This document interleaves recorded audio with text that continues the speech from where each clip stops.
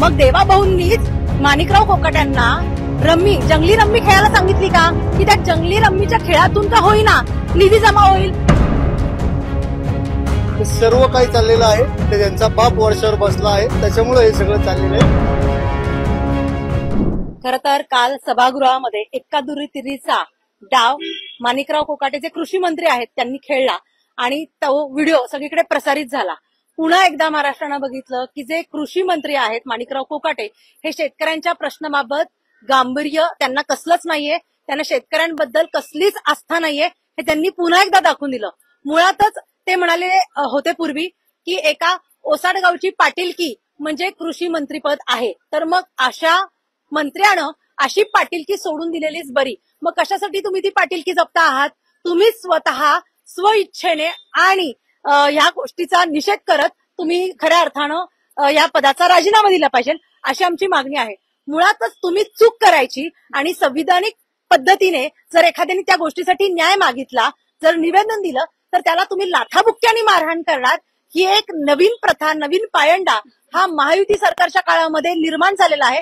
कारण मुळातच हे अनैसर्गिक युतीतून तयार झालेलं सरकार आहे. त्यामुळे ह्याची जी अपत्य आहेत ती सगळी व्यंग्य अपत्य आहेत आणि त्या व्यंग्य अपत्यांचा संपूर्ण महाराष्ट्राला त्रास होत आहे. कारण आपण पाहत असेल गेले कित्येक महिने वेगवेगळ्या पद्धतीने जे विरोधक आहेत ते विरोध दर्शवतात किंवा निवेदनं देतात, तेव्हा त्यांना लाथाबुक्क्यांनीच मारहाण केली जाते किंवा त्यांच्यावरती काळ्या शाहीचं वंगण जे विषारी आहे असं प्रवीणदादा गायकवाड यांच्यावरती टाकण्यात आलं. आणि हे सगळे करणारे कोण आहेत? तर हे महायुती सरकारमधले असलेले पदाधिकारी आहेत.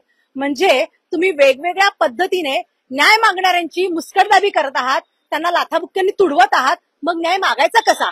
म्हणजे तुम्ही एक प्रकारे महाराष्ट्रात अशा पद्धतीने दहशत निर्माण करत आहात. मग हा महाराष्ट्र नेमका चाललाय कुठे?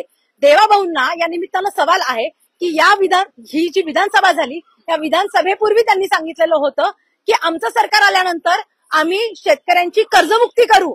शेतकऱ्यांची कर्जमुक्ती झालीच नाही, मग ही कर्जमुक्ती गेली कुठं हा प्रश्न देवाभाऊंना आहे. मग या निमित्तानं मला खरं असं वाटतं की जर कर्जमुक्तीसाठी महाराष्ट्राकडे पैसे नाहीयेत तर मग देवाभाऊंनीच माणिकराव कोकाट्यांना जंगली रम्मी खेळायला सांगितली का? की त्या जंगली रम्मीच्या खेळातून का होईना निधी जमा होईल आणि शेतकऱ्यांची कर्जमाफी होईल.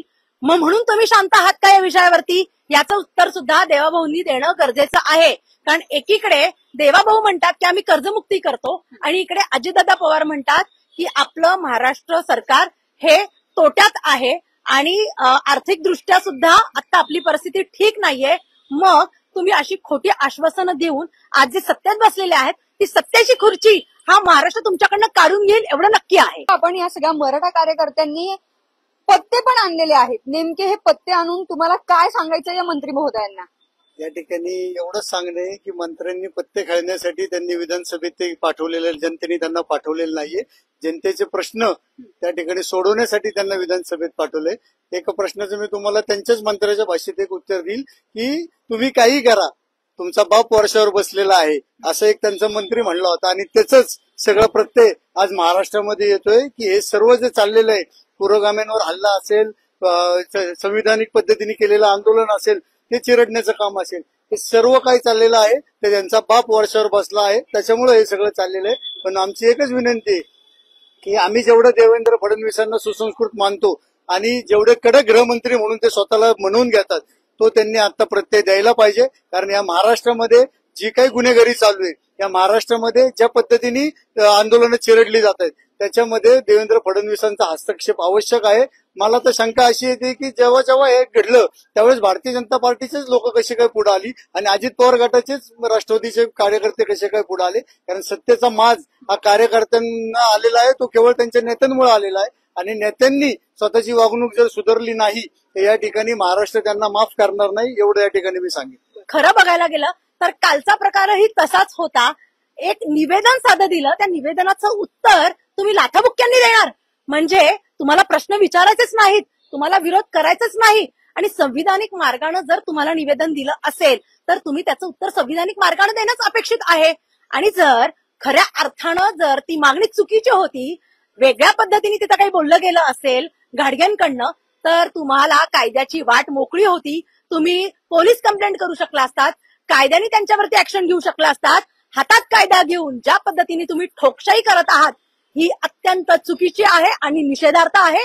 अशा पद्धतीने वेगवेगळ्या संघटनेचे कार्यकर्ते रस्त्यावर उतरून आंदोलन करत असतात, वेगवेगळी निवेदनं देत असतात, आपल्या मागण्या ह्याच्या समोर ठेवत असतात. तर मग अशांना कुठंतरी थांबवण्याचा हा प्रयत्न आहे का हे या निमित्तानं दिसून आलं.